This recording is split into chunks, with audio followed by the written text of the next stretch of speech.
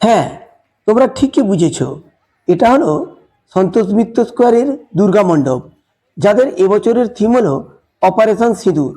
আজ মায়ের বিসর্জন, একটু পরেই বিসর্জনের বর্ণাঢ্য শোভাযাত্রা বের হবে, কিন্তু এখনো দূর দূর থেকে মানুষ আসছেন এখানে অপারেশন সিঁদুর দেখবার জন্য। এখনো প্যান্ডেলটা আগের মতোই আছে, যদিও এখানে যুদ্ধের যে প্রযুক্তিগত দিকগুলো দেখানো হচ্ছিল সেগুলো এখন দেখানো বন্ধ আছে, কিন্তু প্যান্ডেলটা এখনও অক্ষত অবস্থায় আছে। প্যান্ডেলের কোনো পরিবর্তন করা হয়নি, আর সেটাই আমি তোমাদের কাছে তুলে ধরার চেষ্টা করছি। প্রাকৃতিক দুর্যোগ বা দর্শনার্থীদের ভিড়ের জন্য যারা সন্তোষ মিত্র স্কোয়ারে অপারেশন সিঁদুর দেখতে আসতে পারোনি, এই ভিডিওটা তাদের জন্য। এই প্যান্ডেলের একটা বিশেষ বৈশিষ্ট্য হলো এখানে একটি পাহাড়ের এক প্রান্তকে দেখানো হয়েছে ভারতবর্ষ, যেদিক দিয়ে ছিল প্রবেশপথ, আর অপর প্রান্তটি ছিল বাইরের পথ, যেটি ছিল পাকিস্তানের দিক, যার রং ছিল গাঢ় সবুজ। পাহাড়ের ওপরে আছে একটা ওয়াচ টাওয়ার, আছে ভারতবর্ষ ও পাকিস্তানের জাতীয় পতাকা। আর অপারেশন সিঁদুরের লাইট ও সাউন্ড শো হচ্ছিল এই পাহাড়ের উপরে। সন্তোষ মিত্র স্কোয়ারের পুজো 90 বছরে পড়েছে। চলো ভেতরে ঢুকে দেখি ভেতরটাই কি কারুকার্য করা হয়েছে। এই দেখো সেই প্রবেশ পথ, ভেতরে এখন মাকে বরণ করা হচ্ছে, চলছে সিঁদুর খেলা। চলো সেগুলো একটু তোমাদেরকে দেখাই।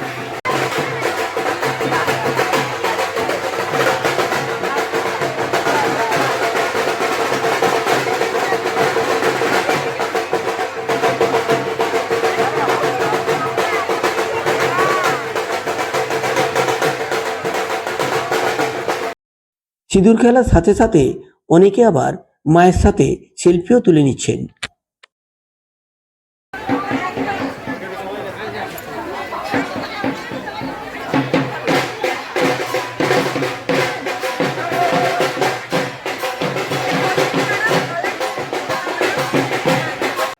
চলো এবার প্যান্ডেলের ভেতরের কারুকার্যটা একটু দেখা যাক।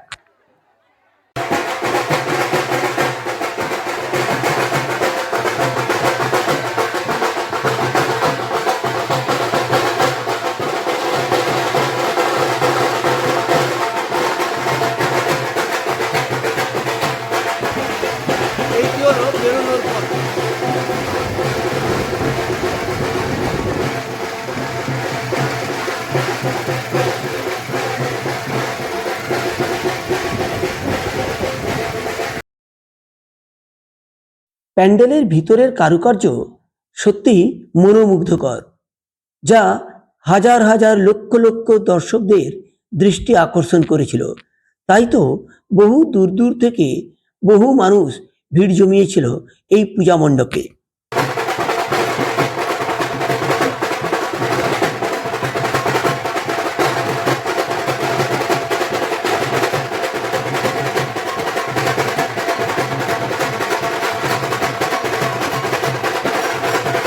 সিঁদুর খেলার পর বাজনার তালে তালে শুরু হলো মহিলাদের নৃত্য প্রদর্শন।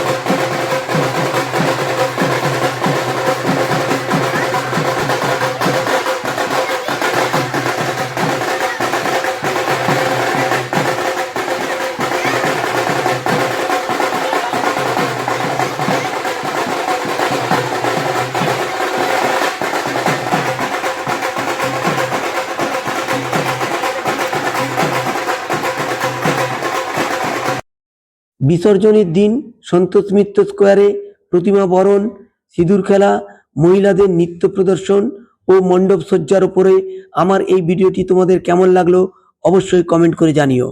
যদি ভালো লেগে থাকে তাহলে লাইক ও শেয়ার করো, আর যারা এখনো আমার চ্যানেলটিকে সাবস্ক্রাইব করোনি, এই ধরনের বিভিন্ন ভিডিও পাওয়ার জন্য প্লিজ চ্যানেলটিকে সাবস্ক্রাইব করে রেখো।